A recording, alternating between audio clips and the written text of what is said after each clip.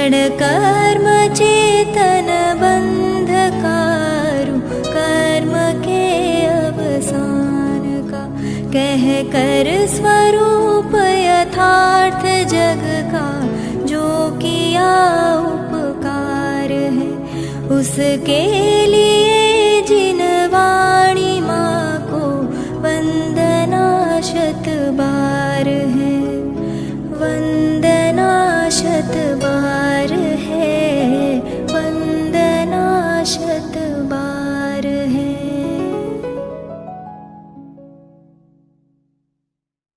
नमो अर्हन्तां नमो सिद्धाणं नमो आयर्याणं नमो गुवज्झायाणं नमो भोवे सव्यसाहुनं। मंगलम भगवान वीरो मंगलम गौतमो गमी, मंगलम कुंद कुंदाद्यो जैन धर्मोस्तु मंगलम। सर्वमंगल मांगल्यम सर्वकल्याणकारकम, प्रधानम सर्वधर्माणां जैनम जयतु शासनम। वंदितु सर्वसिद्धे ध्रुवमचलमनोवमं गतिं पत्ते, वोच्छामि समयपाहुर नमो सुधकेवली भणिदम्। नमः समय साराय स्वानुभूत्या चकासते, चित्स्वभावाय भावाय सर्वभावान्तरच्छते।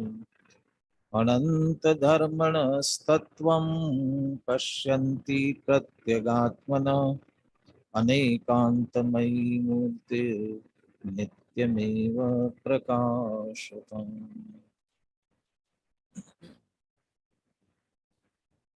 आचार्य कुंद कुंद देव विरचित समय सार परमागम और आचार्य अमृत चंद्र कृत इसकी आत्मख्याति टीका। हम मूल से सार समय सार का ग्रहण करने का प्रयास कर रहे हैं। जीव अजीव अधिकार चल रहा है, उपसंहार की ओर है। आज इस अधिकार की अंतिम गाथाओं पर हम चर्चा करेंगे। जीव अजीव अधिकार मुख्य रूप से जीव को जीव का सम्यक ज्ञान कराने के लिए है। तो जीव को जीव का सम्यक ज्ञान कराना है, तो अजीव बीच में कहां से आ गया? जीवाधिकार होना चाहिए था। जीवाधिकार की क्या जरूरत थी? जीव को जीव का सम्यक ज्ञान कराना है, लेकिन अनादि से जीव जीव को जीव नहीं समझता है, किसी और को जीव समझता है, मानता है। जिस और को जीव समझता है, मानता है, वह सब जीव नहीं है। तो जीव नहीं है तो क्या कहे उसे? तो अजीव। तो इसलिए अजीव जिसे हम जीव समझ रहे हैं, मान रहे अनादि से, वह जीव नहीं है। तो जीव जीव है और अजीव अजीव है। उन अजीवों से भेद विज्ञान कराने के लिए अंत में जो मुख्य रूप से जिनसे भेद विज्ञान कराना है, उन्हें 50 से 55 तक की गाथाओं में 29 भाव लिए, वर्णादि से लेकर गुणस्थान पर्यंत 29 भाव लिए। और फिर उन भावों को दो में विभाजित कर दिया, वर्णादि और रागादि। तो वर्णादि भी जीव नहीं है और रागादि भी जीव नहीं है। वर्णादि अनुरागादि ते निज भाव को न्याराती। अब वो उपसंहार में दोनों की पुनः सिद्धि करते हुए कह रहे हैं कि वर्णादि भाव जीव नहीं है। अब अगले 68वीं गाथा आएगी, उसमें रागादि भाव जीव नहीं है, इस बात की सिद्धि करेंगे। वर्णादि जीव नहीं है ये सिद्ध करते हुए स्पष्ट कर दिया कि ये जो वर्णादि है वो नाम कर्म के उदय से हुए परिणाम है। नाम कर्म उनका करण है।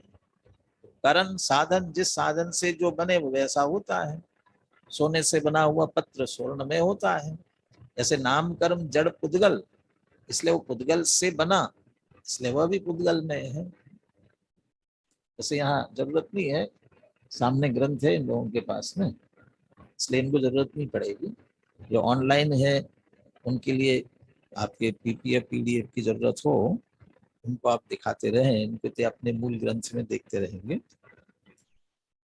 तो जो पुद्गल में है ये सिद्ध किया, और पुद्गल में ही ये सिद्ध करने के बाद अब वर्णादि के पुद्गल में फलने की सिद्धि की, इसलिए वो जीव नहीं है।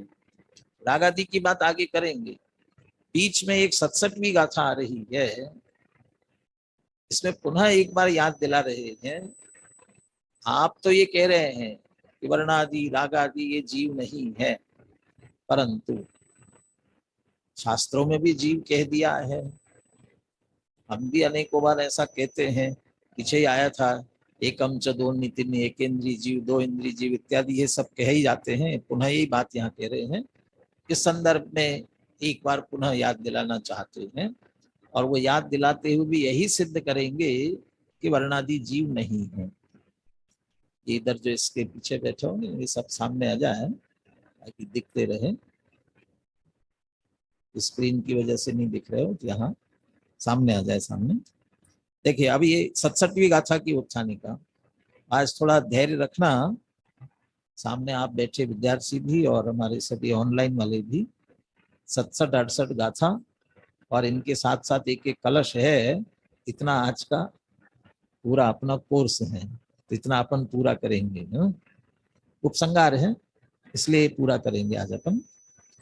शेषम अन्यत व्यवहार मात्रम। हम कह रहे वर्णादि जीव नहीं है, ये सिद्ध किया आगम से और युक्ति से सिद्ध किया। आगम से युद्ध किया कि आगम में इनको जीव नहीं ऐसा कहा है, और युक्ति से सिद्ध किया था कि ये नाम कर्म पुद्गल है, और वो पुद्गल है इसकी सिद्धि आगम से इसलिए होती कि उसका कार्य शरीरादि पुद्गल दिखाई देता है, और उससे ये बने वर्णादि है, इसलिए वे भी पुद्गल में है। इस तरह तर्क से भी सिद्ध किया था।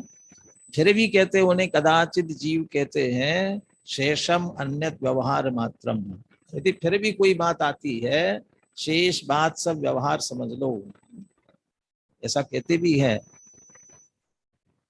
जिनवानी का एक बहुत बड़ा पेटा है। जैसे व्यापारियों के यहाँ एक खाता होता है, जब कोई हिसाब किताब मिलता नहीं हो, बहुत प्रयत्न के बाद भी नहीं मिलता हो, तो उसका एक बट्टा खाता होता है, बट्टे खाते में लिख दो। ऐसे ही वास्तव में जीव नहीं है, और कदाचित उनको जीव कहा जा रहा हो, आगम में भी कहा हो। क्या करना, एक व्यवहार का खाता है बहुत बड़ा, इसलिए व्यवहार से कहा, ये व्यवहार से कहा है, व्यवहार के खाते में डाल देते हैं। वैसे यहाँ कहते हैं शेषा मन्यत व्यवहार मात्र, ये सब बाकी व्यवहार है। क्या व्यवहार है, कैसा है, वो स्पष्ट करते हैं। 67वीं गाथा, गाथा का उच्चारण में कर रहा हूं, आप सभी ध्यान से सुने। पज्जत्ता पज्जत्ता जे सुहमा बादराय जे चेव देहस्य जीव सन्ना सुत्ते व्यवहार दोत्ता। वो जीव समास की ही बात पीछे से चली आ रही है, और वो जीव समास में एक इंद्रियादि की बात आई, और उसको वर्णादि के साथ जोड़ करके बात कही गई थी, इसलिए पुनः उन्हीं को याद करते हैं। पर्याप्त अपर्याप्त, पज्जता अपज्जता, जे सुहमा बादराय जे चेव, और सूक्ष्म बादर। पिछले चर्चा में अपन ने विस्तार से बात की थी। 14 जीव समास होते हैं, जिसमें 5 इंद्रिय जीव, उसमें से एक इंद्रिय सूक्ष्म और बादर के भेद से 2 प्रकार के होते हैं, और जो पंचेंद्रिय हैं वे संगीय और असंगीय होते हैं। सूक्ष्म एक इंद्रिय, बादर एक इंद्रिय, 2 इंद्रिय, 3 इंद्रिय, 4 इंद्रिय, असंगी पंचेंद्रिय और संगी पंचेंद्रिय, ये पूरे 7 हुए। और यही सातों के सातों अपर्याप्त भी होते हैं और पर्याप्त भी होते हैं, ऐसे 14। तो उसमें से ये कह रहे पर्याप्त, अपर्याप्त, सूक्ष्म, बादर इत्यादि सभी, उसमें एक इंद्रिय, दो इंद्रिय आदि भी जोड़ लेना। ये सभी देहस जीव सन्ना, ये सब देह की जीव संज्ञा है। ये पर्याप्त जीव, ये अपर्याप्त जीव, ये सूक्ष्म जीव, निगोदिया जितने जीव है ये सूक्ष्म जीव, बाकी सब स्थूल दिख रहे बादर जीव। फिर ये इस तरह जे कह रहे हैं, ये तो सूक्ष्म और बादर शरीर होता है, जीव नहीं होता। पर्याप्त अपर्याप्त तो शरीर की रचना से संबंधित है। और ऐसे ही बाकी के 2 इंद्रिय, 3 इंद्रिय, 4 इंद्रिय, ये सभी जो है, तो एक इंद्रिय, 2 इंद्रिय शरीर होता है, तो है शरीर, उनको जीव कह रहे हैं, एक इंद्रिय जीव, 2 इंद्रिय जीव। तो देहस्य जीव सन्ना, शरीर की जीव संज्ञा है। किसने दी? सुत्ते, सूत्र में, जिनवाणी में, आगम में। तो देह है और जीव संज्ञा दे रहे हो, कहते व्यवहार दो उत्ता, व्यवहार से कहा गया है। तो व्यवहार ने सच्चा होता है कि झूठा होता है? व्यवहार ने सम्यक ज्ञान होता है कि मिथ्या ज्ञान होता है?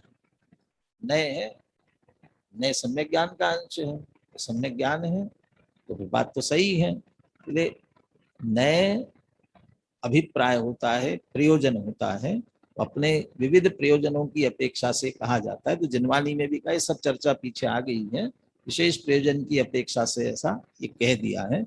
अभी ये उपसंहार करते हुए कहते हैं ये देह की ही संज्ञा है, देह जड़ पुद्गल है, इसलिए ये पुद्गल है, और इसके वर्णादि आदि होते हुए भी सब पुद्गल है, इसलिए जीव नहीं है। कदाचित व्यवहार से इनको जीव संज्ञा कही जाती है। ये मूल गाथा की चर्चा अपन ने की। हम गाथा का पाठ पद्यानुवाद के साथ में करते हैं। आज सुनील जी है हमारे साथ में, इसलिए सुनील जी से निवेदन करते हैं कि वे गाथा और पद्यानुवाद का पाठ करें। पज्जता पज्जता जे सुहुमा बादराय जे चेव देहस जीव सन्ना सुते व्यवहार दोता पर्याप्त केतर आदि एवं सूक्ष्म बादर आदि सब जड़ देह की है जीव संज्ञा सूत्र में व्यवहार से। इसलिए नयों का ज्ञान बहुत जरूरी है। नयों का ज्ञान नहीं, नयों का अभिप्राय भी समझना और उनका कैसा कहाँ प्रयोग किया गया है। देह की जीव संज्ञा, जड़ देह की है जीव संज्ञा, है जड़ देह, और जीव कहा जा रहा है व्यवहार से, कैसा क्या, ये बराबर सभी बात ख्याल में होनी चाहिए। अब अपन टीका से आगे चर्चा करते हैं।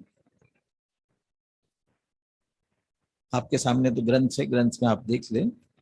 यत किल बादर सूक्ष्म एकेंद्री द्वि चतुः पंचेंद्री पर्याप्त अपर्याप्ताः इति शरीरस्य संज्ञा।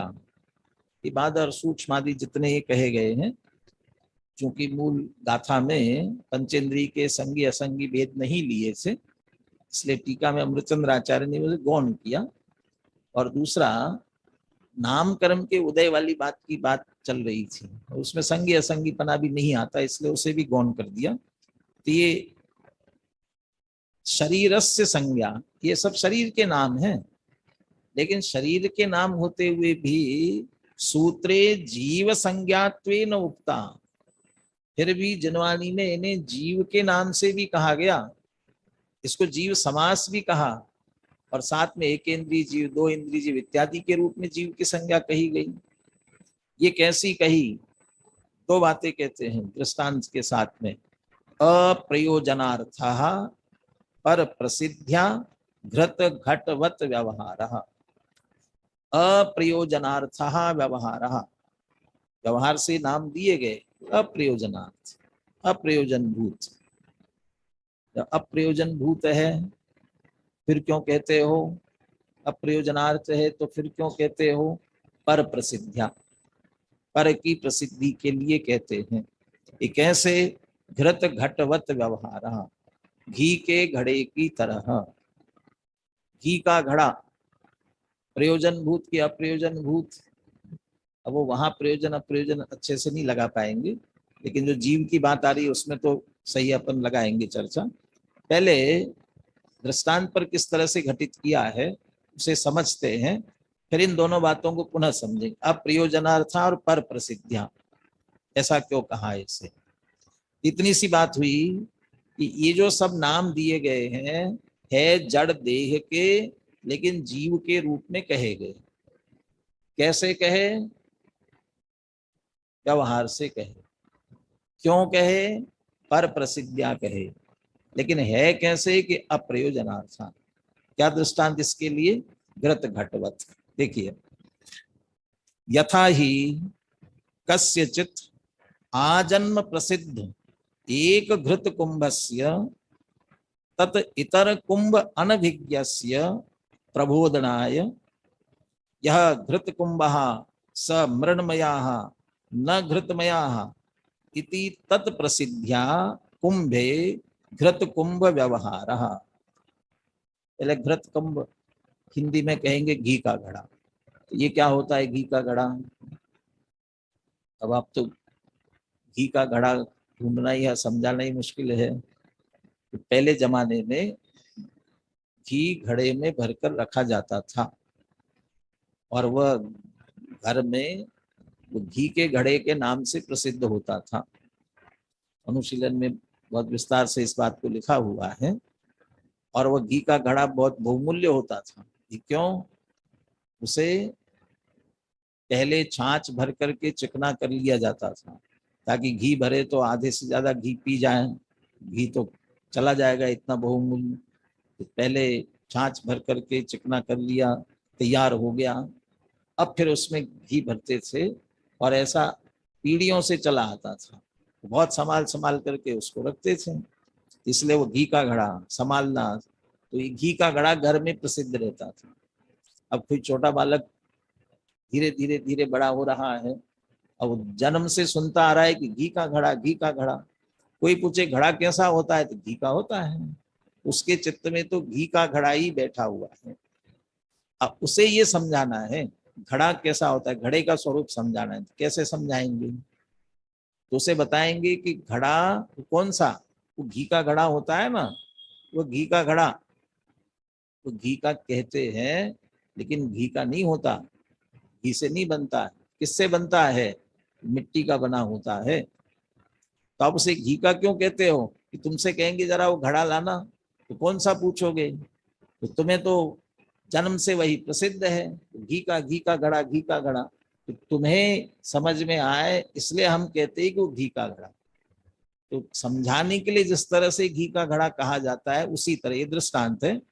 देखिए पुनः एक बार दृष्टांत वाली पंक्तियां पढ़ते हैं। यथा ही कस्यचित, किसी को, आजन्म प्रसिद्ध एक घृत कुंभस्य, जन्म से लेकर के एक ही घड़ा देखा है। ये कौन सा? वो घी का घड़ा, वही उसे प्रसिद्ध है। और साथ में तत् इतर कुंभ अनभिज्ञस्य, उससे दूसरा घड़ा उसने देखा ही नहीं है। मिट्टी के बने हुए घड़े होते वो नहीं देखे उसने। तत् इतर कुंभ अनभिज्ञस्य, उससे अनभिज्ञ है, उसे समझाना है, प्रबोधना है, उसे घड़े का सही ज्ञान कराना है। तो क्या करेंगे? प्रबोधना है। उसे सही ज्ञान कराने के लिए यह घृत कुंभः, ये जो घी का घड़ा है, पहले तो कह रहे हैं घृत कुंभ, और फिर कहते स मृण्मयः न घृतमय, वह मिट्टी से बना, मिट्टी में है, घी में नहीं। घी का कह तो रहे हो। इति तत् प्रसिद्ध्या, ये उसे प्रबोधन करने के लिए, उसे, चूंकि वो प्रसिद्ध है इसलिए उसे समझाने के लिए कुंभे घृत कुंभ व्यवहारा, मिट्टी के घड़े में घी के घड़े का व्यवहार किया जाता है। और यहाँ अप्रयोजनार्थ नहीं लिखा, दृष्टांत है इसलिए अप्रयोजनार्थ शब्द नहीं लिखा। यहाँ तो हमारा प्रयोजन सिद्ध हो रहा है, उसे बात समझ में आ रही है। तो ये इस दृष्टांत के माध्यम से ये कहना चाहते हैं। अब सिद्धांत पर, तथा अस्य अज्ञानिना लोकस्य, वहां तो बालक था, यहाँ कौन है? अज्ञानिना लोकस्य, अज्ञानी लोग, तो कौन लोग? बच्चे, बालक, बड़े बूढ़े सब, सारे जगत के लोग। तो सारे जगत के लोग तो बालक का उदाहरण दे रहे हैं। जो जिस क्षेत्र में अज्ञानी होता है, अनजान होता है, वह उस क्षेत्र में क्या कहलाता है? बालक ही कहलाता है। उस संदर्भ में बालक जैसा ही है। यहाँ अज्ञानी लोग, सारा जगत, वो बालक जो है ना, वो घी के घड़े को ही समझता था कि कब से आजन्म, और ये अज्ञानी जगत कब से समझ रहा है? आ संसार प्रसिद्ध, अनादि, जब से संसार है तब से प्रसिद्ध। क्या प्रसिद्ध है इसे? आ संसार प्रसिद्ध अशुद्ध जीवस्य, अशुद्ध जीव ही इसे प्रसिद्ध है। और शुद्ध जीव अनभिज्ञस्य, और वास्तविक शुद्ध जीव है उसे बिल्कुल अनभिज्ञ है, जानते ही नहीं है, पहचाना ही नहीं है। टोडरमल जी ने इस जीव को देह में एकत्र बुद्धि क्यों होती है, इसके लिए कारण दिया। क्यों होती है? क्योंकि इसको अनादि से इंद्रिय ज्ञान ही है, अतीन्द्रिय ज्ञान आज तक प्रकट हुआ ही नहीं है। और श्रद्धा साथ में होती है, वह किसी न किसी में अहम करती करती है। तो जो सबसे नजदीक इंद्रिय से पकड़ में आता है वो देह है, इसलिए वो सबसे अधिक पकड़ में आती है, और उसमें श्रद्धा की अहम बुद्धि होती है, इसलिए मैं हूँ, जैसे देह में एकत्र बुद्धि होती है। वह अशुद्ध जीव प्रसिद्ध है और शुद्ध जीव से अनभिज्ञ है। शुद्ध जीव अनभिज्ञ से अप्रबोधनाय, उस अनादि से जिनको विपरीतता पड़ी है उन्हें प्रबोधन, उन्हें समझाना है, उन्हें बोध कराना है, अच्छी तरह से बोध कराना है। प्रबोधनाय कैसे करेंगे? तो उन्हें कहते हैं यह अयम वर्णादिमान जीवः, ये जो वर्णादिमान जीव, अभी तो पज्जत्ता की बात चल रही थी। वर्णादिमान क्यों कह रहे हैं? क्योंकि वो जो 29 प्रकार के भाव थे, उनके एक तरफ वह प्रतिनिधि वर्णादि लिया है और एक का प्रतिनिधि रागादि लिया है। इसलिए पर्याप्त इनकी सबकी भी बात चलेगी तो वर्णादि के साथ जोड़ेंगे। इसलिए कह रहे कि यह अयम वर्णादिमान जीवा, ये जो वर्णादि वाला जीव है, तो उसी में शरीर वाला आ गया, उसी में एकेंद्रियादि वाला आ गया, उसी में जीव समास वाला आ गया, उसी में संस्थान संगठन वाला आ गया, वे सभी आ गए। ऐसा जो हम जीव कहते हैं वह स ज्ञानमया न वर्णादिमया, वो कैसा है? हम कहते हैं ऐसा, लेकिन ऐसा नहीं है, है तो ज्ञानमया। स ज्ञानमया न वर्णादिमय, है वह ज्ञान में, वर्णादिमय नहीं है। इति तत्प्रसिद्ध्या जीवे वर्णादिमत व्यवहार, वह अज्ञानी जगत को समझाने के लिए तत्प्रसिद्ध्या जीवे वर्णादिमत व्यवहार, जीव में वर्णादिमान पने का व्यवहार किया जाता है। उन्हें बिना उसके बिना समझा ही नहीं सकते हैं, उन्हें वही जीव प्रसिद्ध है। इसलिए उधर से बात करते हुए सही बात तक लेकर के आते हैं। तत्प्रसिद्ध्या, उनकी प्रसिद्धि के लिए। और ये चर्चा समझ लीजिए 8वीं गाथा से ही करते आ रहे हैं, 6वीं 8वीं गाथा से। कैसे? वहां कहा ना, आप एक निश्चय आत्मा, शुद्ध आत्मा बताना है तो वही बताइए, व्यवहार की क्या जरूरत है। दृष्टांत देख करके वहां कह दिया, जैसे अनार्य को अनार्य भाषा के बिना समझाया नहीं जा सकता, ऐसे ही व्यवहारी जनों को व्यवहार की भाषा में समझाना पड़ेगा। तो जिन्हें यही प्रसिद्ध है कि देह को देख करके जीव समझते आ रहे हैं, तो उन्हें उसी तरफ से समझाना, तत्प्रसिद्ध्या। इसलिए व्यवहार की चर्चा आगम में आती है उनकी प्रसिद्धि के लिए, अप्रयोजनार्था। लेकिन है कैसी? अप्रयोजन, ये प्रयोजन तो सिद्ध कर रही है, अप्रयोजनार्थ कैसी हो गई? लेकिन यही प्रयोजन है क्या? असली प्रयोजन क्या है? जे त्रिभुवन में जीव अनंत, सुख चाहे दुखते भयवंत, और उसे वहां से जोड़ो। आत्म को हित है सुख सो सुख, आकुलता बिन कहिए, और आकुलता शिव माहिन, शिव मग लाग्यो चाहिए। वो प्रयोजन है ना। उस प्रयोजन की सिद्धि इससे होती है क्या? इससे नहीं होती है। इसलिए कह रहे कि अप्रयोजनार्थ, व्यवहार से नहीं होती है, इसलिए यह अप्रयोजनार्थ, प्रयोजनभूत नहीं है। तो फिर क्यों कहते होगी तत्प्रसिद्धिया, उनकी प्रसिद्धि के लिए। इसी विषय को लेकर के टोडरमल जी ने मोक्षमा प्रकाशक के 7वें अधिकार के उभयावासी प्रकरण में निश्चय व्यवहार की जितनी चर्चा ली है ना, वो सब इसी अधिकार की मुख्यता से, आप यहाँ पूरा आगे पीछे देखेंगे, इसी में से बहुत सारा विषय लिया हुआ है। जब व्यवहार को अप्रयोजन भूत कह दिया, निश्चय को प्रयोजन भूत कह दिया, तो वहां प्रश्न किया, तो एक व्यवहार ही कहना, एक निश्चय ही कहना चाहिए था, व्यवहार क्यों कहा? के लिए उसके बिना समझा नहीं सकते हैं, और समझा नहीं सकते हैं उसमें दोनों व्यवहारों का उदाहरण लिया उन्होंने। दोनों माने सद्भूत और असद्भूत व्यवहार। यहाँ पर जो वर्णादिमान की अभी बात चल रही है, ये असद्भूत व्यवहार नहीं की बात है, असद्भूत व्यवहार नहीं। फिर रागादि की जो अभी चर्चा अगली गाथा में आएगी, वो सद्भूत व्यवहार की है। दोनों व्यवहार की उपयोगिता ये कही कि किस रूप में कही? जिसे आत्मा समझ में नहीं आता है उसे आत्मा आत्मा कहते रहो, उसे समझ में नहीं आएगा तो उसे कहना पड़ेगा भैया जो एक इंद्री दो इंद्री ये सब दिख रहे हैं ना, यही जीव है। तो एक इंद्री दो इंद्री की तरफ से जीव का ज्ञान कराना पड़ेगा, तो ये असद्भुत व्यवहार से कराया। फिर दूसरा कहा फिर भी आत्मा आत्मा कहेंगे तो समझ में नहीं आएगा, तब भेद करके कहना पड़ेगा, जो जानता है देखता है ऐसा भेद पूर्वक, जिसमें ज्ञान है दर्शन है चारित्र है, ये सद्भुत व्यवहार, इन दोनों की उपयोगिता है। इसलिए वो मूल प्रयोजन सिद्ध नहीं करता, इसलिए अप्रयोजनार्थ, लेकिन समझाने का प्रयोजन इसके बिना पूरा नहीं होता, इसलिए प्रयोजन भूत है। पीछे उसका प्रयोजन ये भी सिद्ध किया, भस्म को मसल देने से हिंसा होती है, नहीं होती है, वैसे शरीर भी जीव नहीं है तो इसे मसल देने से हिंसा नहीं होगी, हिंसा सिद्ध नहीं हो पाएगी। इसलिए भी वो उन जीवों की रक्षा के लिए भी वो प्रयोजन भूत है, वो भी दूसरा उसका प्रयोजन है। टोडरमल जी ने फिर प्रश्न किया, वैसे तो शिष्य ने पूछा, लेकिन वो शिष्य भी तो टोडरमल जी का ही है ना, तो क्या मात्र दूसरे की प्रसिद्धि के लिए व्यवहार उपयोगी है कि हमारे लिए भी, अपने लिए भी उपयोगी है? क्या व्यवहार नहीं मात्र दूसरों के लिए उपयोगी, हमारे लिए भी है? तो अपने लिए भी जब तक आत्मा समझ में नहीं आया है तब तक व्यवहार के माध्यम से समझते हुए वहां तक पहुंचना है। तो हमारे लिए भी जब तक समझ नहीं आया है तब तक उसका आश्रय लेना अपने लिए भी जरूरी है।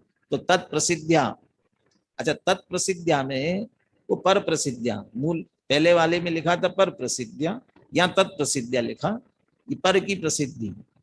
यहाँ तत्प्रसिद्धि में ऐसा ले लो ना, अस्य अज्ञानिना लोकस्य आ संसार प्रसिद्ध अशुद्ध जीवस्य, इस अज्ञानी लोक को जो अनादि से अशुद्ध जीव प्रसिद्ध है और शुद्ध जीव से अनभिज्ञ, शुद्ध जीव से अनभिज्ञ है, तो हम भी तो उसी में हैं, अनादि से हमें प्रसिद्ध नहीं है तो हमें भी तो सिद्ध करना है, तो हमारे लिए व्यवहार से समझना जरूरी है। तो तत्प्रसिद्ध्या माने उन अज्ञानियों की प्रसिद्धि के लिए, यदि हमारे भी अज्ञान है तब तक हमारी प्रसिद्धि के लिए भी उसकी आवश्यकता होती है। इसलिए यद्यपि अप्रयोजन भूत है, व्यवहार है, तब भी इसकी चर्चा आगम में की गई है। मूल गाथा में शब्द क्या थे? देहस्य जीव सन्ना सुत्ते व्यवहार दो उत्ता, जीव की देह संज्ञा सूत्र में जिनवानी में व्यवहार से इसलिए कही गई है। अब इसको उपसंहार करते हुए अमरचंद्राचार्य कलश लिखते हैं, वैसे कलश में कोई विशेष बात नहीं है, सिर्फ जो दृष्टांत घी के घड़े का गद्य में कहा गया था बस उसे ही पद्य में कह रहे हैं, इतना, इसलिए कोई विशेष बात नहीं है। वह कलश भी अपन पढ़ते हैं। घृत कुंभाभिधाने पी कुंभो घृतमयो न चेत, जीवो वर्णादिमज्जीव जल्पने पिन तन्मया। ये बात भी पीछे से चली आ रही है कि वर्णादि का जीव के साथ तादात्म्य संबंध नहीं है, ये बात भी चली आ रही है। उस बात का भी उपसंहार है एक तरह से। क्या दृष्टांत है? घृत कुंभाभिधाने पी कुंभो घृतमयो न चेत। घी का घड़ा घृत कुंभ ऐसा अभिधाने पी कहने पर भी, कितना भी कहते रहो घी का घड़ा घी का घड़ा, जन्म से लेकर कहते रहो मरण तक भी, तो भी घड़ा घी का हो जाएगा क्या? नहीं होने वाला। कहते रहो। कुंभो घृतमयो न चेत, वह कुंभ घड़ा जो है घृतमय नहीं होगा। अब यहाँ दृष्टांत में ये नहीं लिखा कि वह घृतमय नहीं होता, कैसा रहता है? मृणमय, मिट्टी में ही रहता है।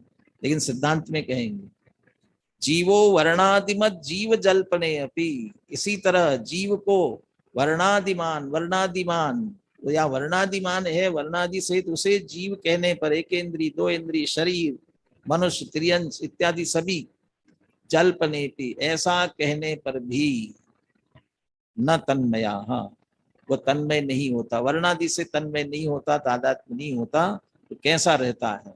वह ज्ञान में ही रहता है, ज्ञान स्वरूप ही रहता है। यहाँ जल्पने पे भी ध्यान देना। किसके कहने पर? किसके कहने पर? ऐसे चाहे जिसके कहने पर। अरे चाहे जिसके कहने पर तो नहीं होगा। वो प्रारंभ में तो ऐसा कहा, तो इस अधिकार के प्रारंभ में जो परपवादिनों के ही, जो पर को आत्मा कहने वाले हैं, और टीका में अमृतचंद्र आचार्य कहते हैं ऐसा व्यर्थ का प्रलाप करते हैं। हिंदी में तो स्पष्ट लिखा बकवास करते हैं। तो वे जो जीव नहीं है, जीव का स्वरूप नहीं समझते हैं, उसे जीव कहते रहते हैं, तो वे तो प्रलाप करते हैं और बकवास करते हैं, माने वैसा होता नहीं है। ऐसे ही वर्णादिमान एक इंद्री दो इंद्री आदि जल्पने कौन कहता है? लेकिन अब यहाँ सब जगह ऐसा मत कह देना, ऐसा एक इंद्री दो इंद्री कहना ये भी बकवास करते हैं, ऐसा मत कह देना। क्यों? ऐसा कहाँ कहा है? इसलिए वो गाथा की मूल बात पड़ी थी ना, सुत्ते व्यवहार दो उत्ता। सुत्ते सूत्र में, आगम में, जिनवानी में, और जिनवानी में किसने कहा है? जिनेन्द्र भगवान ने कहा है। इसलिए जल्पने भी जिनेन्द्र भगवान के वचन है। फिर भी जिनेन्द्र भगवान भी कह रहे हो तो भी न तन्मया, वे कह रहे वर्णा, लेकिन वो साथ में ये कह रहे नहीं कि व्यवहार से कह रहे, भाई उपचार से कह रहे हैं, संयोग को देख करके कह रहे हैं। दोनों का दूध पानी की तरह संबंध इनका जानना, तो वो संबंध देख करके ये कहा जा रहा है, और उसका अपना विशेष प्रयोजन है, उसके लिए कह रहे हैं। तो उस प्रयोजन से कही गई बात है, इसलिए वो वैसी होने वाली नहीं है। तो ये इस तरह से इस प्रकरण का एक तरह से उपसंहार किया। ये 40वां कलश, इसकी भी चर्चा अपन ने कर ली। कलश और इसके पद्यानुवाद का पाठ करने के लिए फिर अपन सुनील जी से निवेदन करते हैं 40वां कलश और पद्यानुवाद पाठ करें। घृत कुंभाभिधानेऽपि कुंभो घृतमयो न चेत् जीवो वर्णादिमज्जीव जल्पनेऽपि न तन्मयः। कहने से घी का घड़ा घड़ान घीमय हो, कहने से वर्णादिमय जीवन तन्मय हो। वर्णादि जीव नहीं है, वर्णादि से जीव तन्मय नहीं है, ये बात कह दी। अब दो में विभाजित किया था अजीवों को, वर्णादि और रागादि। अब वो रागादि वाली बात भी यहाँ अंतिम गाथा में लेते हैं, 68वीं गाथा की उत्थानिका। एतत् अपि स्थितम एव यत् रागादया भावा न जीवा इति। एतत् अपि स्थितम एव, आचार्य कहते ये भी सिद्ध हो ही गया, समझ लो। क्या? यत कि रागादया भावा न जीवा, जो रागादिक भाव है ये जीव ने, ये बात भी सिद्ध हो ही गई। अब सिद्ध हो ही गई तो फिर क्यों अलग से बात कर रहे हो? आचार्य की चित्त में तो सिद्ध हो गई, उन्हें तो प्रसिद्ध ही है। फिर अब सिद्ध होगी, फिर आप क्या बात करेंगे? कि बात इसलिए करना पड़ेगी कि वर्णादि तो स्पष्ट जड़ है, और वो तो ये जड़ है, एक बार ख्याल में आएगा स्पष्ट पुद्गल होने से। लेकिन रागादि तो चिद विकार, चैतन्य के विकार, चैतन्य जैसे लगते हैं, ये भी जीव नहीं है, तो इसको भी एक बार अलग से कहना पड़ेगा। इसलिए पुनः कहते हैं ये भी जीव नहीं है। ये बात भी सिद्ध हुई। कि कैसे सिद्ध हुई, कैसे इनको जीव नहीं है ये माने हम। और जीव नहीं है का अजीव, और यहाँ अजीव को पुद्गल कह रहे सीधा। वर्णादि तो जस्ट जड़ पुद्गल है ही, लेकिन रागादि भी क्या है कि पुद्गल है, तो कैसे माने, वो बात कहते हैं। 68वीं गाथा का पाठ कर रहा हूं मैं। मोहन कम सुदया दुवन्निया जे में गुण ठाणा, ते कह हवंति जीवा जे निच्चम चेदना उत्ता। ये बात समझ में नहीं आती है। अमृतचंद्र आचार्य वर्णादि की बात करते हैं, गाथा में पर्याप्त पर्याप्त एक इंद्री दो इंद्री की बात चलती है। यहाँ भी उत्थानिका में रागादि की बात कर रहे हैं, रागादि की बात ही नहीं है। यहाँ किसकी बात है? गुणठाना, गुणस्थान की बात है। ये सभी जो दो में विभाजित किया हुआ है, तो उनमें कुछ प्रतिनिधि लेकर के बात करना पड़ेगी ना। इनका बंटवारा कैसे किया, जिन्हें विशेष जिज्ञासा हो और देखना भी चाहिए, अनुशीलन पड़े इन गाथाओं का, तो इनके विभाजन के पीछे, वर्णादि रागादि के विभाजन में जो नाम कर्म के उदय की मुख्यता वाले हैं, उनको सबको वर्णादि के ग्रुप में रखा, और जो मोहनी कर्म के उदय से संबंधित है, उनको सबको रागादि के ग्रुप में रखा हुआ। इस तरह से विभाजन किया, और मोह कर्म के उदय से होने वाले गाथा में गुणस्थान को रखा। एक उद्देश्य भी हो सकता है, आदि से लेकर अंत तक पकड़ो, उनकी बात करो, आदि की बात करो, अंत की बात करो, तो क्या होगा? बीच के जितने हैं वो सब आ गए। तो जो 50 से 55 तक की गाथा में जीवस्स नत्थि वर्णो, यहाँ से बात प्रारंभ की थी, तो सबसे पहले चर्चा की थी वर्ण की, और सबसे अंत में चर्चा की है वहां गुणस्थान की। और आगे किसी गाथा में लगा वर्णम आदिया गुणठान अंता भावा, वर्ण से लेकर गुणस्थान पर्यंत के भाव, ऐसा भी कह दिया। तो अब यहाँ वो प्रारंभ का पकड़ लिया, वर्ण ये जीव नहीं है सिद्ध कर दिया, और अंतिम यहाँ कह रहे अंतिम इस अधिकार की अंतिम गाथा में, तो वहां का जो अंतिम गुणस्थान था उसे सिद्ध कर रहे कि जीव नहीं है। तो आदि से अंत तक पूरी हो गई, अत से इति तक पूरी हो गई, इसलिए भी गुणस्थान ले रहे हैं, लेकिन वह रागादि भाव की मुख्यता वाली बात है। मोहन कम्मस उदयाद वन्निया जे इमे गुणठाना, ये गुणस्थान जिन्हें मोह कर्म के उदय से कहा गया है। कैसे होते गुणस्थान? मोह जोग भवा, मोह और योग के उदय से, तो मोह की मुख्यता लेकर के बात करते हैं। होने वाले गुणस्थान जब मोह कर्म के उदय से हो रहे हैं, ते कह हवंती जीवा, जब उसके उदय से हो रहे तो जीव कैसे होंगे? ते कह हवंती जीवा जे नित्यम अचेतना उत्ता, तो कर्म के उदय से हो रहे हैं, इसलिए उन्हें नित्य अचेतन कहा गया है। नित्यम अचेतना उत्ता, नित्य ही अचेतन कहे गए, और जब वो नित्य अचेतन कहे गए हैं, कौन? गुणस्थान। क्यों? मोह कर्म के उदय से होने के कारण। ते कह हवंती जीवा, ते जीव कैसे हो सकते हैं? इसलिए वे गुणस्थान जीव नहीं है। गुणस्थान जीव नहीं है तो रागादि वे भाव भी क्या है?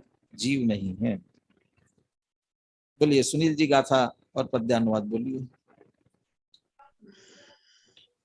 मोहन कम सुदया दुवर्णिया जे में गुण ठाणा, ते कह हवंति जीवा जे नित्यम चेदना उत्ता।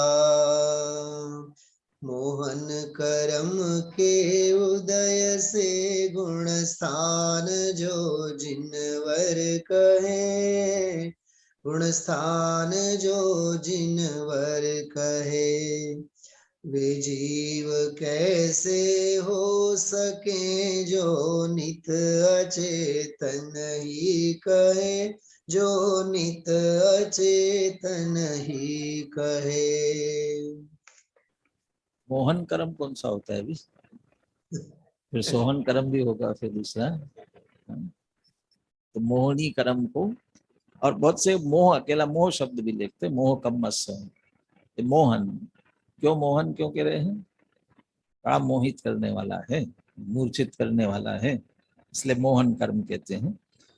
ये टीका में तर्क के साथ दृष्टांत भी देते हैं। किस दृष्टांत से स्पष्ट करते देखिए। मिथ्या दृष्ट्या दीनी गुणस्थानानि ही। गुणस्थान कितने होते हैं? 14 गुणस्थान। और सबसे पहला गुणस्थान कौन सा? मिथ्यात्व। पहला तो अच्छा है ना, सबसे पहला। कभी कोई सेठ जी किसी ऐसे ही गुरु के पास गए, गुरु ने कहा अरे आप तो पहले गुणस्थान में हो। सेठ जी समझते नहीं थे। अरे सेठ जी कहने लगे अरे हमारा कैसे हो सकता है पहला गुणस्थान, वो तो आपका होगा पहला गुणस्थान, तो आपका पहला नंबर पहला है इसलिए अच्छा ही हो, ऐसा जरूरी थोड़ी होता है। तो 14 गुणस्थानों में सबसे पहला क्या है? मिथ्या दृष्टि, और आदि लेकर के तो कहाँ तक? सबसे अंतिम कौन सा? अयोग केवली तक। तो मिथ्या दृष्टि आदि ये जो पूरे हैं गुणस्थानानि ही, ये सारे गुणस्थान ही पौद्गलिक मोह कर्म प्रकृति विपाक पूर्वकत्वे सती। ये कैसे हो रहे हैं कि जो मोह कर्म की प्रकृति का विपाक उदय होने के कारण से हो रहे हैं, पूर्वक हो रहे हैं। अब उसमें करणान योग की बारीकी में मत जाना। मोह जोग भवा कहा है, तो इसमें से अंतिम 2 गुणस्थान है वो तो योग वाले हैं, तो गौन कर देना उस बात को। तो मोह कर्म के प्रकृति के विपाक पूर्वक होने से, वहां भी हम ऐसा कह सकते हैं। वो 2 अंतिम गुणस्थान तो तब हुए ना जब 12 हुए। 12 नहीं होते तो 2 भी कैसे होते हैं? इसलिए वो परंपरा से उसको भी कारण के रूप में कहते हुए ये पौद्गलिक मोह कर्म की प्रकृति के विपाक पूर्वक होते हैं। अभी अकेला मोह कर्म नहीं कह रहे हैं, उसके साथ कह रहे वो है कैसा? पौद्गलिक है। तो पौद्गलिक कर्म पूर्वक हो रहे हैं नित्यम अचेतनत्वात्, इसलिए नित्य चेतन है। क्या कारण? ऐसा क्यों कहते हो? कारण अनुविधायिनी कार्याणि इति कृत्वा, कारण के अनुसार ही कार्य होता है। जब वो कर्म का उदय कारण है और वो पौद्गलिक है, तो उसके अनुसार होने वाला जो कार्य है वो भी वैसा पौद्गलिक ही होगा, अचेतन होगा। इसलिए नित्यम अचेतनत्व, नित्य अचेतन ही कहे जाएंगे। क्या दृष्टांत है इसके लिए? यव पूर्वका यवा यवा एव इति, यव पूर्वका यवा यवा एव इति न्याय न, इसको न्याय भी कह रहे, दृष्टांत ही नहीं कह रहे, न्याय। तो यव पूर्वक यव यव ही होते का मतलब क्या है? यव माने जौ। जौ भी कहाँ समझते हैं? चावल गेहूं, चावल गेहूं, चावल खाने वाले हैं। लेकिन अब मल्टीग्रेन ये चलने लगा है। अकेला गेहूं आटा, गेहूं और चावल से काम नहीं चलेगा। अब सभी अनाज खाना चाहिए। हमारे प्रधानमंत्री भी बार बार कहते हैं कि मोटे अनाज, बाजरा, ये जौ, चना, ये सबका भी प्रयोग करना चाहिए। इसलिए हो सकता है अब देखने में आ जाए आप लोगों को भी जौ कैसे होते हैं। ये क्या कहना चाहते हैं? यदि किसी किसान ने जौ बोए हों तो क्या उग करके आएंगे? जौ बोया है तो क्या निकलेगा? जौ ही निकलेगा। जैसे आचार्य ने ऐसा भी लिखा साथ में, जौ बोने पर जौ ही होते हैं, बासमती चावल नहीं उगता है। जौ तो बहुत सस्ता होता है। ये तो बहुत जगह तो मनुष्यों को नहीं खाने लेकर के जानवरों को खिलाते हैं। ऐसा है, जौ बोए और बासमती चावल बहुत महंगा आ जाए तो बहुत बढ़िया है ना, दे हो ही नहीं सकता है। यदि जौ बोया है तो क्या होगा, यव पूर्वका यवा यवा एवं, जौ पूर्वक जौ बोने पर प्रकट हुआ जो जौ है वो जौ ही होगा। इति न्याय न, माने जिसके मूल में जो है वही होगा, जिसके कारण के रूप में, कारण अनुविधायिनी कार्याणी, कारण होगा वैसे ही कार्य होगा। ये किसके लिए उदाहरण दे रहे हैं, ये गुणस्थान कैसे हुए, गुणस्थान के साथ रागादि वे सभी भी कैसे हो रहे हैं कि पौद्गलिक कर्म के विपाक पूर्वक हो रहे हैं, पुद्गल कर्म के उदय से हो रहे हैं, जिनका कारण पुद्गल है, पुद्गल कर्म के उदय पूर्वक हो रहे, तो वो कैसे होंगे, वे भी वैसे ही, इसलिए वे भी पुद्गल ही होंगे। पुद्गल एव न तु जीवः, इसलिए वह पुद्गल ही है, जीव नहीं है। ये तो तर्क यहाँ दे दिया। पुनः तर्क देते हैं कि इनको आपने अचेतन कह दिया गुणस्थानों को, ऐसा कैसे आप अचेतन कहते हो, उसके लिए तर्क देते हैं। गुणस्थानानाम नित्यम अचेतनत्वम च आगमात्, पहले कहते हैं आगम में इनको अचेतन कहा गया है।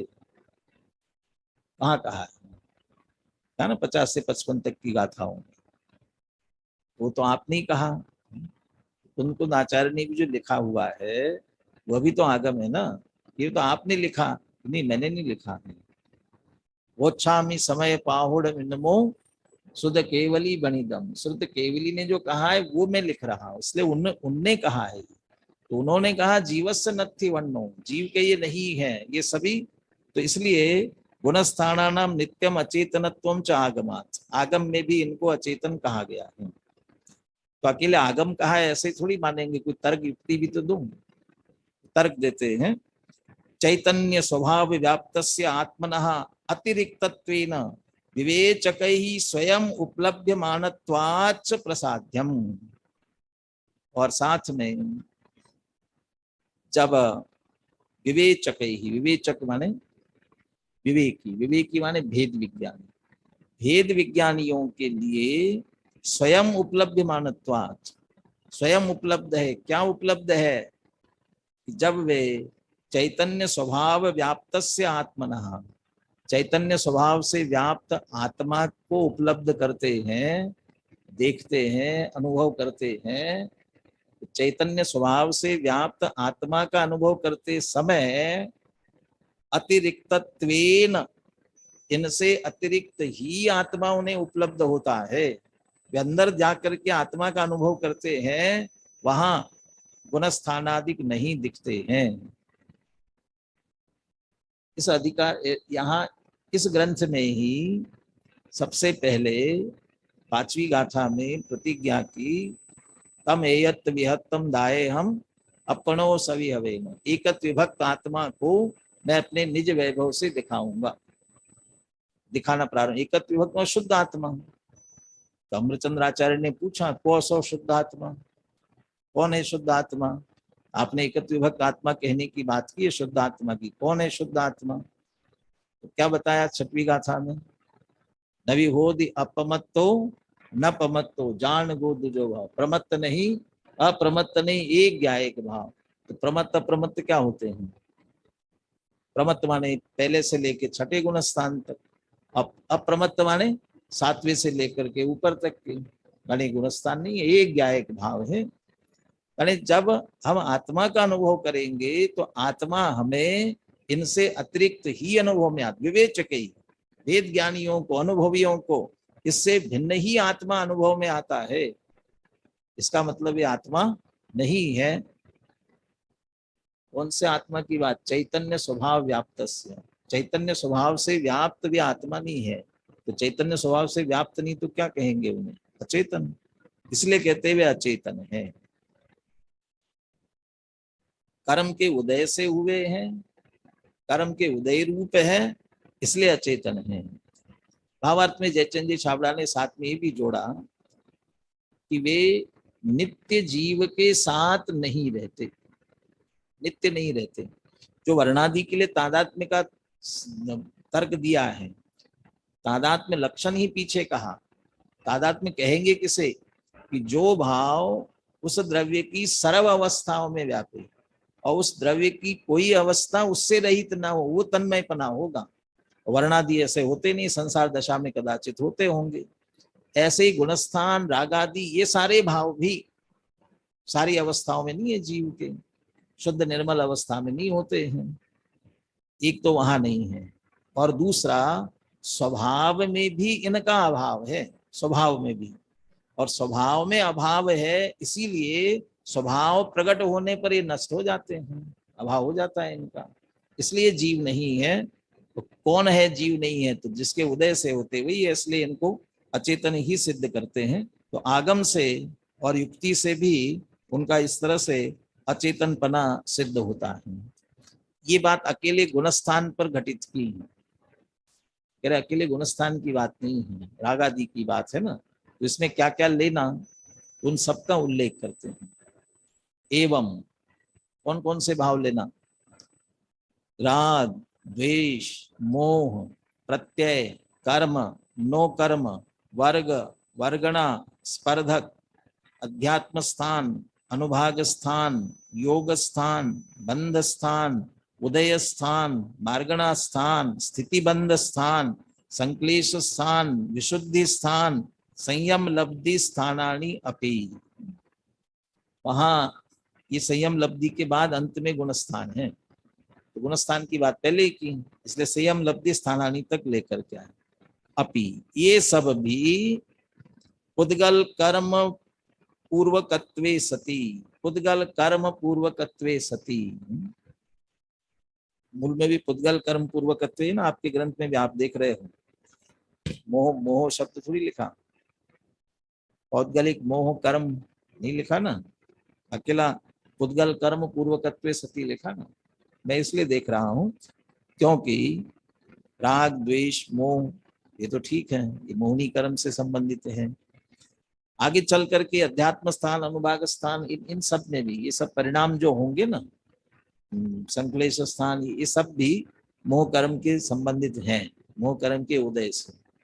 परंतु प्रत्यय, प्रत्यय भी जो है आश्रव के कारण होते हैं ना, मिथ्यावृत्ति, प्रमाद, कषाय, योगा, बंध, ये तो वो प्रत्यय कहलाते हैं, इसलिए वो भी मोहनी कर्म में आ गए। कर्म, नो कर्म, वर्ग, वर्गणा, स्पर्धक, ये क्या है? इसमें मोहनी कर्म का कहाँ संबंध है?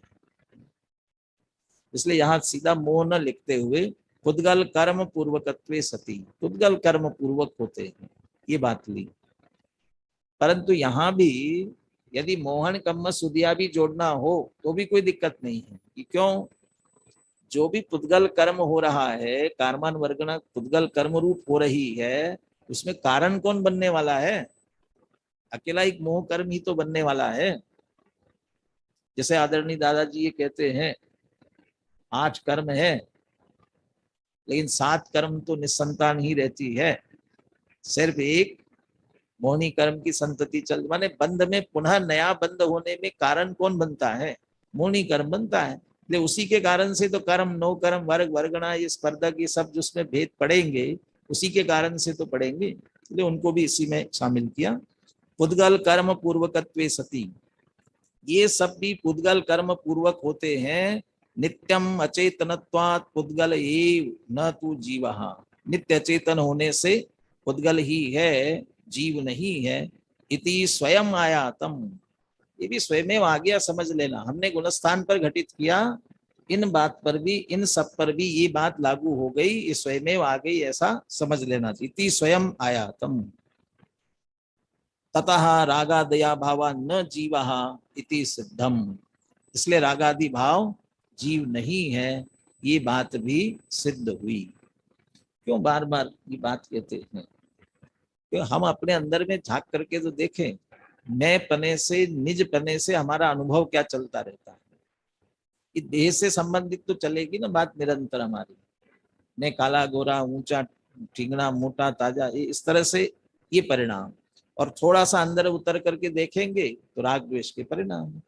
इन्हीं रूप ही हमारी निरंतर मान्यता चलती रहती है। इसे तोड़ने के लिए ये जीव नहीं है, ये जीव नहीं है, ये मैं नहीं हूं, तो मैं कौन हूं? ये जीव नहीं आप बार बार निषेध कर रहे हो, फिर जीव क्या है? तो एक बार संक्षेप में यहाँ कलश में अगले कहते हुए आज की बात का उपसंहार करते हैं। 41वां कलश। आप सबको निषेध करते जा रहे हो, ये जीव नहीं, ये जीव नहीं है।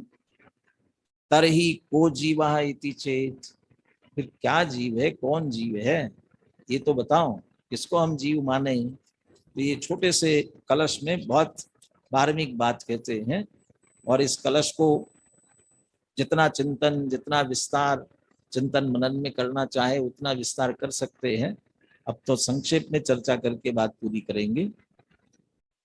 कलश पढ़ रहा हूं मैं, आप ध्यान से सुनिए। अनाद्यनन्तम् अचलम् स्वसंवेद्यमिदं स्फुटम् जीवः स्वयं तु चैतन्यम् उच्चैश्चकचकायते। हम तो यही मानेंगे, हम तो यही माने रहे, ये नहीं है। कौन है?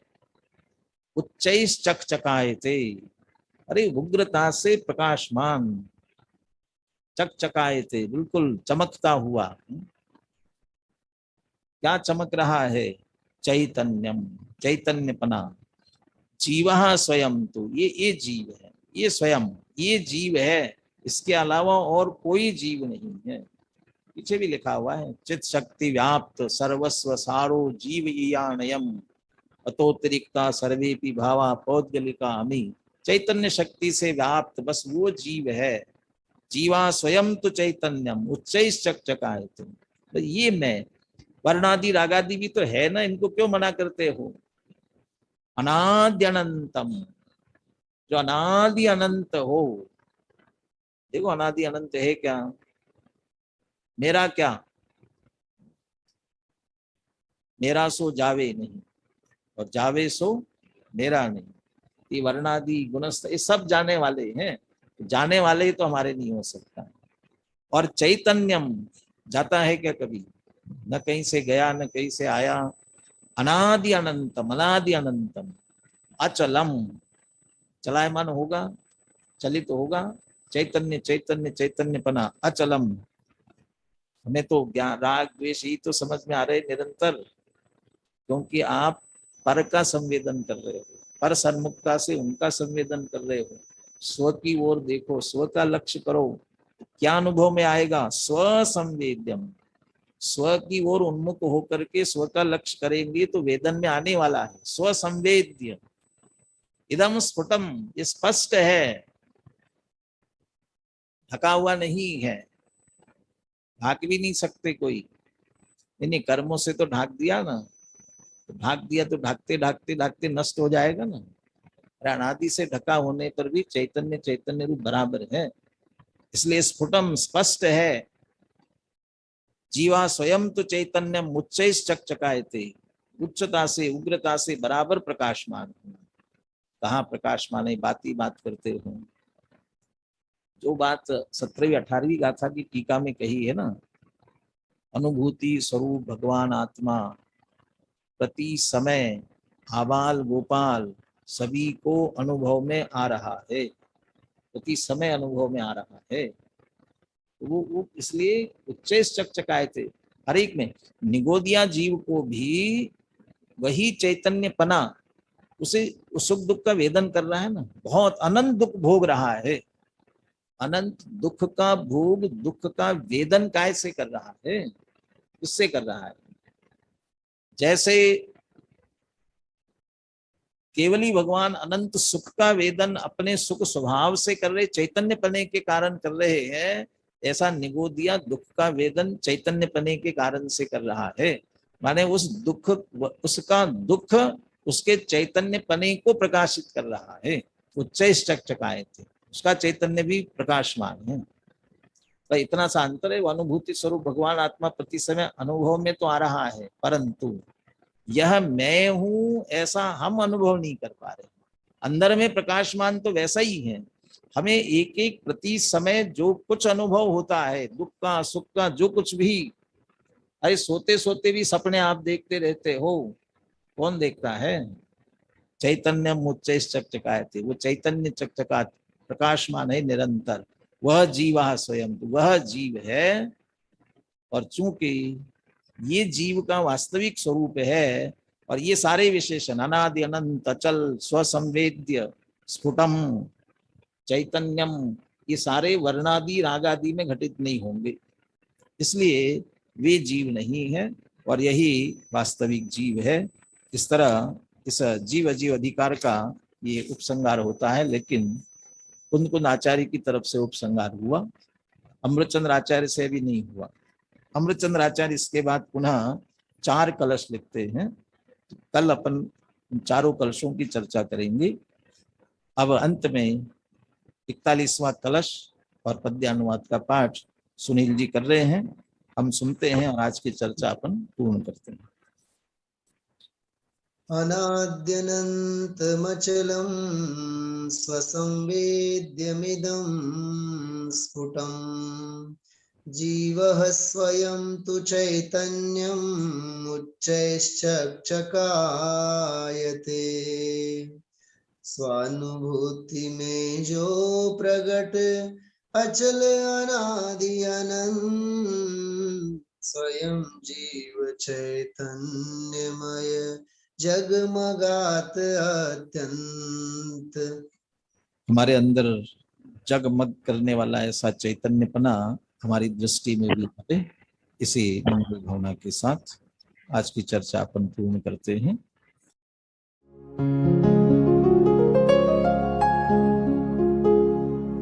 निज निधि निज में बताए यह अनंत उपकार है, उसके लिए जिन वाणी माँ को वंदना शत बार है, वंदना शत बार है, वंदना शत बार है।